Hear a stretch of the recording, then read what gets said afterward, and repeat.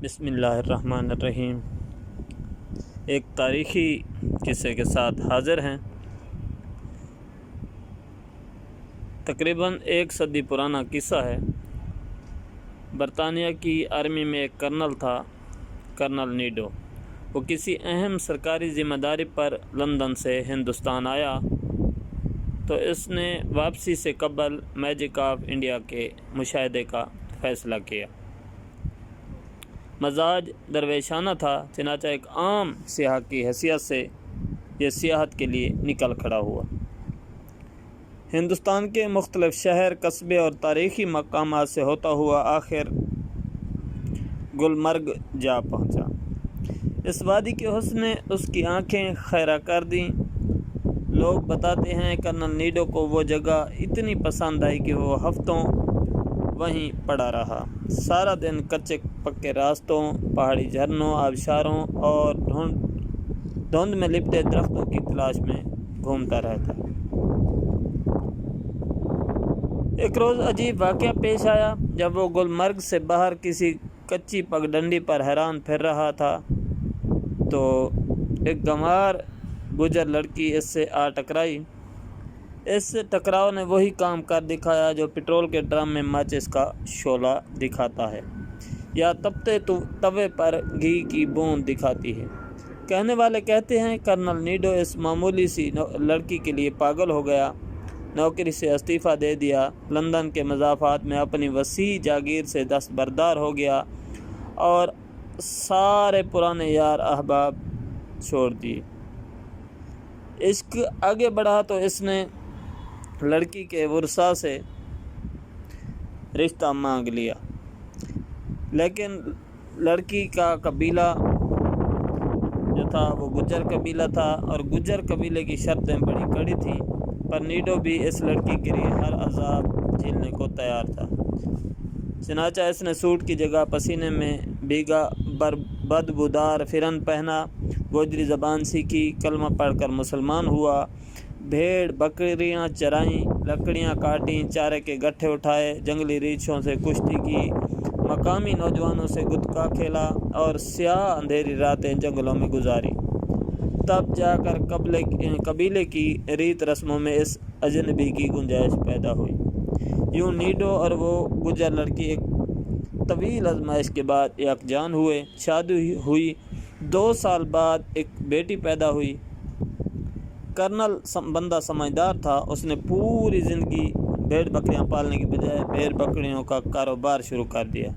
نیک نیت بھی تھا اور پڑھا لکھا بھی، چنانچہ کاروبار چمک اٹھا تو بستی سے گلمرگ اٹھایا، وہاں بکریاں بیچ کر ریسٹورنٹ بنایا، پھر ہوٹل اور پھر بڑے بڑے ہوٹل۔ الغرض 20 برسوں میں اس کا شمار ہندوستان کے بڑے سرمایہ داروں میں ہونے لگا۔ ہم اس کہانی کو کچھ دیر کے لیے روکتے ہیں۔ برٹش آدمی کا بین الاقوامی شہرت یافتہ کردار کرنل لارنس، جسے عرف عام میں لارنس آف عربیہ کہا جاتا تھا، عجیب سخت جان شخص تھا۔ وہ بغیر کچھ کھائے پیے ہفتوں صحرا میں زندہ رہ سکتا تھا۔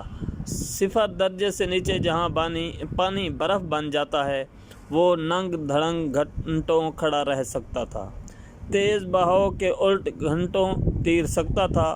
وہ بھوکے شیروں کے غاروں میں داخل ہوتے چند سیکنڈ لگاتا تھا، بل میں ہاتھ ڈال کر سانپ کو پھن سے پکڑ کر باہر کھینچ نکالتا تھا۔ لیکن اس کے ساتھ ساتھ وہ 4 آسمانی کتابوں کا عالم تھا، عربی، فارسی، انگریزی اور فرانسیسی اس روانی سے بولتا تھا کہ بڑے سے بڑا صاحب زباں بھی دھوکہ کھا جائے۔ اتنا ساحر بیاں تھا کہ مخاطب کی سانس تک کھینچ لیتا تھا۔ شاید انہی خوبیوں کے باعث اسے درندے کی چمڑی میں دانشور کا دماغ کہا جاتا تھا۔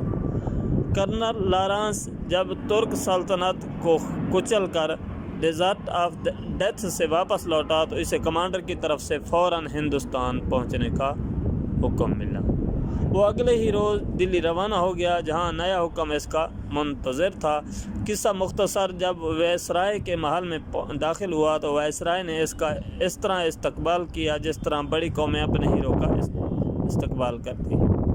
دن بھر کے جشن کے بعد جب رات نے دستک دی تو نشے میں چور وائسرائے نے اسے وہ حکم نامہ تھما دیا جس میں لارانس کی نئی ذمہ داری درج تھی۔ لارانس نے حکم نامہ پڑھا اور کچھ دیر سوچ کر بولا، ہز ایکسیلنسی، مجھے داڑھی بڑھانے کے لیے چند دن لگیں گے۔ آپ کسی ایسے مسلمان کا بندوبست کر دیں جو مجھے اسلامی شاعر سکھا دے۔ وائسرائے نے سینے پر ہاتھ رکھا اور بولا، آپ سمجھیں آپ کا کام ہو گیا۔ کرنل لارانس کی ہندوستان آمد کے 6 مہینے بعد لاہور میں مدینہ شریف سے آنے والے ایک بزرگ کا شور مچا۔ شاہ جی پرانی انارکلی کے تنگ و تاریک گھر میں رہتے تھے، بڑے قرآن فہم تھے، اللہ تعالیٰ نے گلا بھی اچھا دیا تھا، لہٰذا جب سورۃ فتح کی تلاوت فرماتے تو چلتے قدم رک جاتے اور پرندے پرواز بھول جاتے۔ دعاؤں میں اس قدر اثر تھا کہ جو کہہ دیتے دوسرے روز پورا ہو جاتا۔ مہمان نواز اتنے کہ سارا دن لنگر جاری رہتا، چنانچہ ہر وقت زائرین کا تانتا بدھا رہتا۔ ادھر ان کی شہرت تھی کہ پھیلتی ہی جا رہی تھی، یہاں تک کہ چند ماہ میں ان کے مریدین پورے ہندوستان میں پھیل گئے۔ اب ہم پہلی اور دوسری کہانی کو آپس میں ملاتے ہیں۔ جب یہ شہرت پھیلتے پھیلتے گلمرگ پہنچی تو نیڈو، جسے اب بزرگوں کی تلاش کا خبر ہو چکا تھا، شاہ جی سے ملاقات کے لیے لاہور آ پہنچا۔ آستانے پر حاضری دی تو شاہ جی نے نیم با آنکھوں سے دیکھتے ہوئے کہا، نیڈو، ہم تمہارے ہی منتظر تھے۔ کرنل نیڈو کے لیے شاہ جی کا فرمانا بڑا حیران کن تھا، کیونکہ پچھلے 22 برسوں سے لوگ اسے عبداللہ کے نام سے جانتے تھے۔ بہرحال چند منٹوں کی اس ملاقات کے دوران عبداللہ یعنی نیڈو شاہ جی کے ہاتھ بیعت ہو گیا، جس کے بعد ملاقاتوں کا سلسلہ شروع ہو گیا۔ سال 6 ماہ میں شاہ جی گلمرگ کا چکر لگاتے دیتے تھے، جبکہ ہر دوسرے تیسرے ماہ عبداللہ نیڈو ہفتہ 10 دن کے لیے لاہور آ جاتا۔ انہی ملاقاتوں کے دوران کسی ٹائم عبداللہ نیڈو نے اپنی پابند صوم و صلات بیٹی شاہ جی کے عقد میں دینے کا فیصلہ کر لیا۔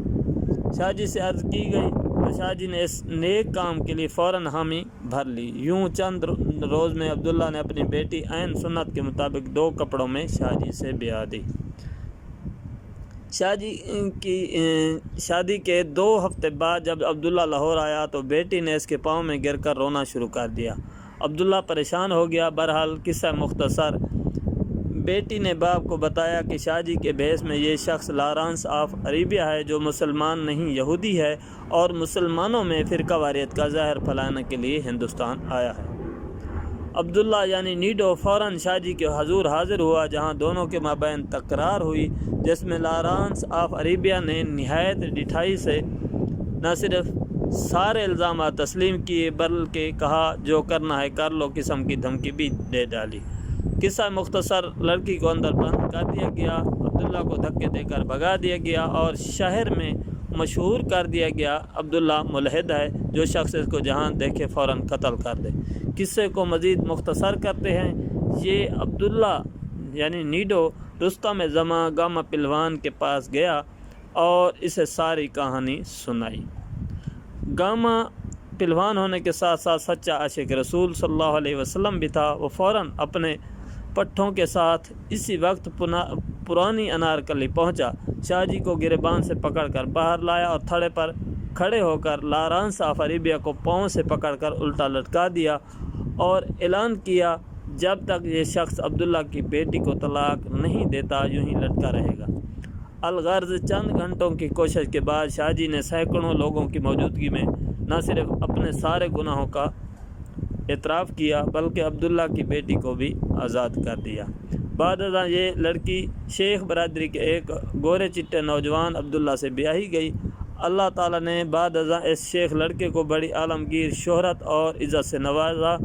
جی ہاں، اس لڑکے کا نام شیخ عبداللہ تھا اور یہ خاتون مقبوضہ کشمیر کے کٹھ پتلی وزیر اعلیٰ فاروق عبداللہ کی والدہ ہیں۔ تو یہ تھا ہندوستان کے ایک یعنی کہ جاسوس کا قصہ اور ایک سچے دل سے مسلمان ہونے والے انگریز کا قصہ۔ اس سے آپ کو پتہ چلے گا کہ انگریز نے کس طریقے سے یہاں لوگوں کو لڑایا اور ہمارے اوپر حکومت کی۔ اس کے ساتھ ہی مجھے اجازت دیجیے، اللہ حافظ۔